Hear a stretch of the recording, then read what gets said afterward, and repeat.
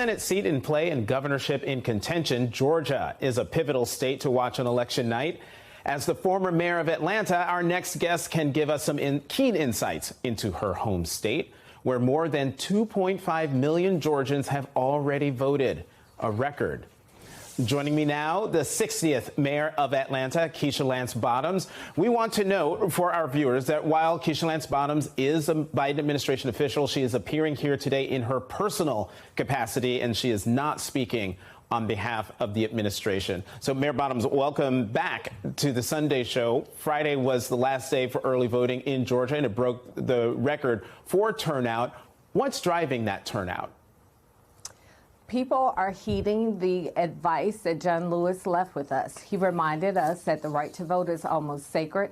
He also reminded us that we could wake up one day and our democracy would be over. So in this midterm election, we have voters across Georgia who are taking this election very seriously. They see what's on the line, a woman's right to choose whether or not there will be student debt relief, whether or not there will be a ban on assault weapons, whether or not prescription drug costs will still be capped. All of these issues that are so important to people across this country, people are keeping those issues in mind as they are showing up to vote in record numbers. Now, the key to this is people have to show up on Election Day. I've never seen an Olympic athlete stop before he or she runs through the tape. My beloved Falcons lost the Super Bowl because they didn't push all the way through. We have to keep pushing through Election Day and not rest on this record turnout in early voting. You know, let's talk about the Senate race between Senator Warnock and Herschel Walker, which is astoundingly close. It's in a deadlock. I want you to listen to how some voters feel about the Republican candidate Walker. Herschel Walker has no experience, but in the end, I'm looking at a change in Washington, and to make a change, then we need a Republican senator, and that's why I voted for Herschel Walker. It's very disheartening to see that people are voting like this is a football game, and this is not a football game. This is our lives they're talking about, so I'm disappointed.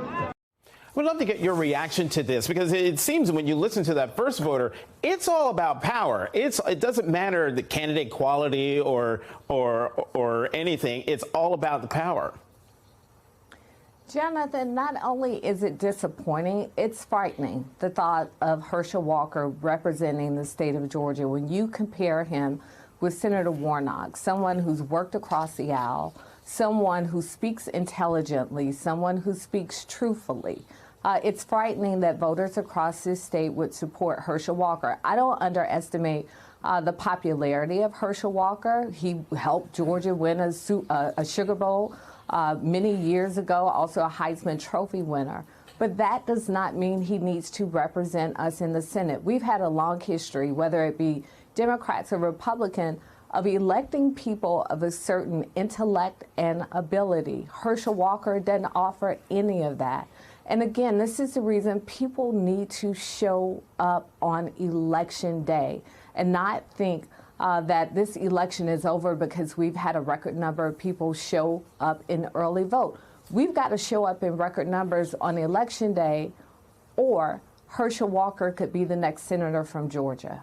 Let's talk about the governor's race. Stacey Abrams spoke with my colleague Ali Velshi yesterday on black voters in Georgia. Have a listen. We'll talk about it on the other side. While the polls are always going to tell the story you want to see, what we know is that the untold story is that this is a tight race. It is neck and neck. Black men have increased their participation rates by 52% over 2018. And I do not believe it's because of a deep well of enthusiasm for my opponent. We know that black voters are often discounted. And unfortunately, this year, black men have been a very targeted population for misinformation, not misinformation about what they want, but about why they want what they deserve. And so, Mayor Bottoms, I picked up on that because I'm just wondering, Stacey Abrams' focus on the misinformation that's being targeted at black men. And it makes me wonder, is she not getting the black support she needs in her race against Brian Kemp? Listen, Jonathan, I think that Stacey is spot on with that. I listen as my kids watch NBA highlights and whatever else they watch on YouTube. I hear the misinformation being piped in. My 12-year-old, my 14-year-old son, my 20-year-old is getting it. So there is definitely a target toward African American men, not just to give them misinformation, but to make them so discouraged that they won't show up to vote.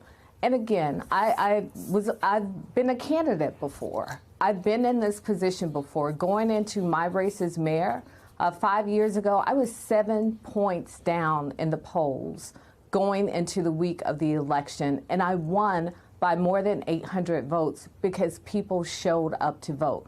So while we are looking at numbers that are encouraging, I've read this morning that the African American vote was around 29%. In early vote, there's still so many more people out there who can show up to vote. And remember, the goal is not just to try and get them to vote for Brian Kemp or get people to vote for Herschel Walker. A victory for Republicans can be if African American voters stay at home. And that is something that we cannot do on Election Day.